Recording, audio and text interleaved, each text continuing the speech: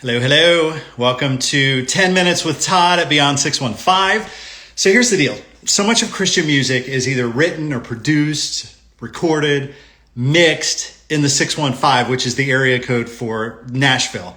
And so what I'd love to do is just celebrate someone in the Christian music industry a couple times a week, but we only have 10 minutes to do so.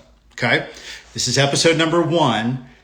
And today's special guest is new Capital CMG singer-songwriter Ann Wilson. And we're going to have to bring her on.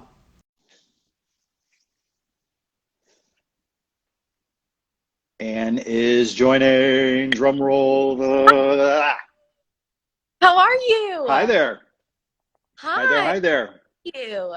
You've been a busy person, right? Yes. It's been such an insane week. Oh my goodness. We're going to get into that. But listen, I want to make this so consumable, not waste your time, not waste anybody who's watching time. I want to set a timer for 10 minutes. Okay. And we're going to just do a rapid session of try to get to know Ann Wilson as quickly as we can and deeply as we can, okay? All right, here we go. Set a timer for 10 minutes. Okay. Okay, 10 minutes and counting. All right. Ready? Yes. Here we go. Lexington, Kentucky.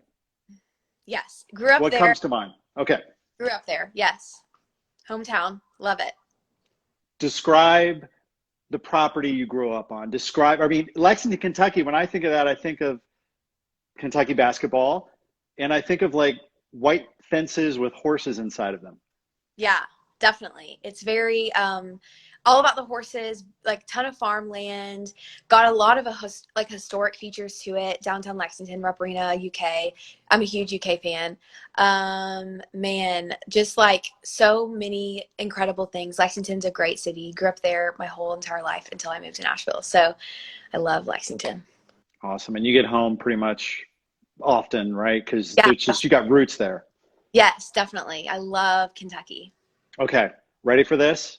Yes. What a beautiful name, the song. Oh, that's such a special song. So God used that song in a big way in my life when my brother passed away. I actually sang that song at my brother's funeral.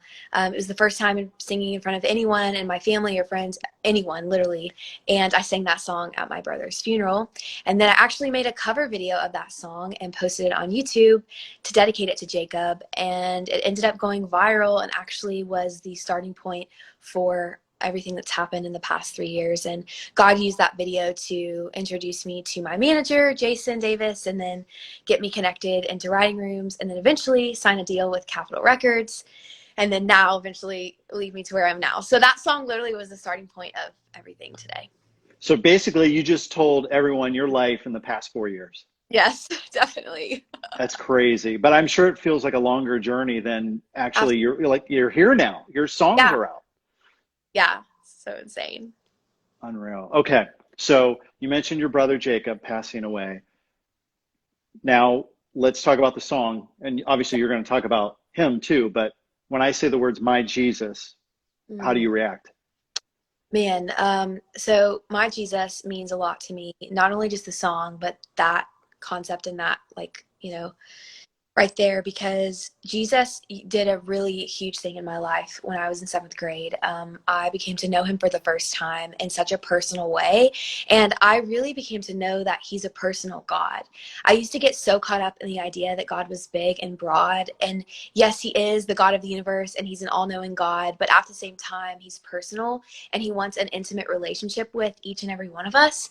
And so whenever I was starting to write songs and was in that season of writing, I looked back in my journals and I realized that I never wrote just God or Jesus or Lord.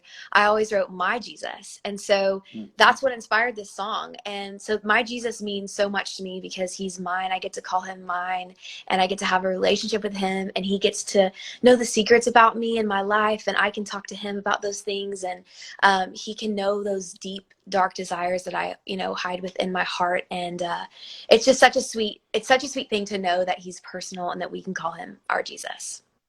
So good.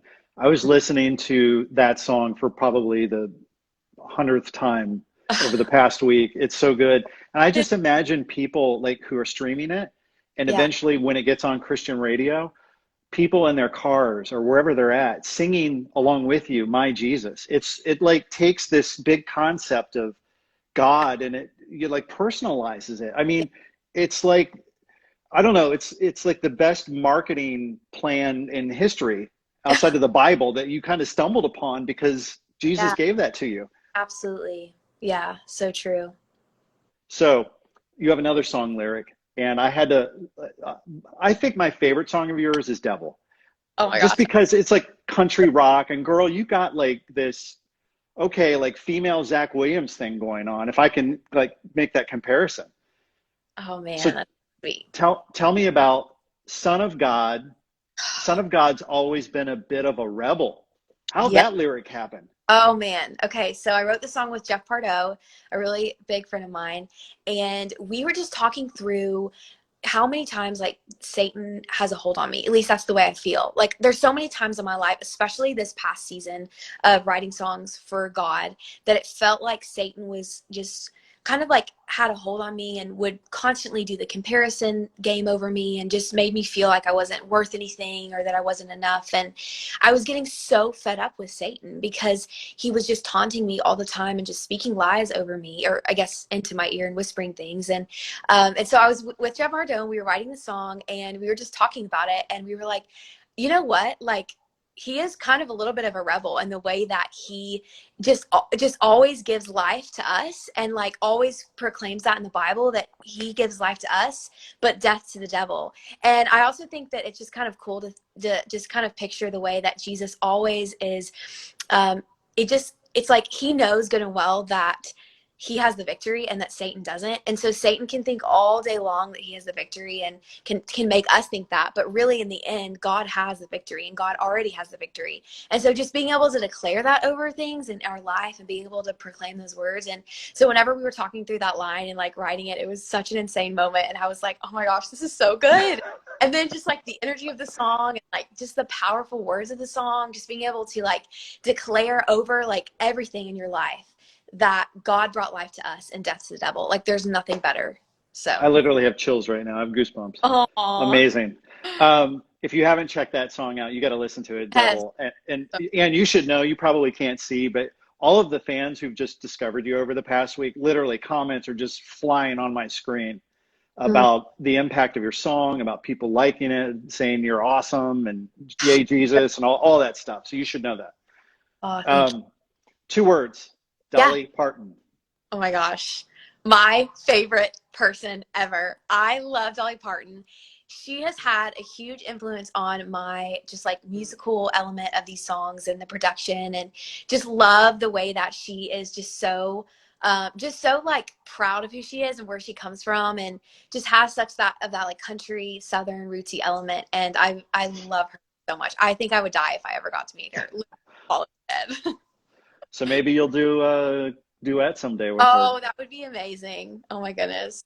That would be so cool. I Okay, know. 2 more questions. I hope we have time. I don't know how much time we've got. Let's roll through. Okay. Cowboy boots, or I guess if it's correct, cowgirl boots. I actually have them right here. These boots are my literal favorite boots ever. I literally wear cowboy boots every single day. It doesn't even matter Do if you they're really? literally, these are my Ariats and I love these so much. Like my favorite boots ever. Are they Um, comfortable? Yeah. Oh, absolutely. Like I would rather wear cowboy boots than any other type of shoe. Just because once you break them in, like they're so comfortable and they're so durable and you can wear them in whatever weather and they go with everything and they're so cute. And so those are like my babies right there, my Ariat cowboy boots. There we go. Fashion 101 with Ann Wilson.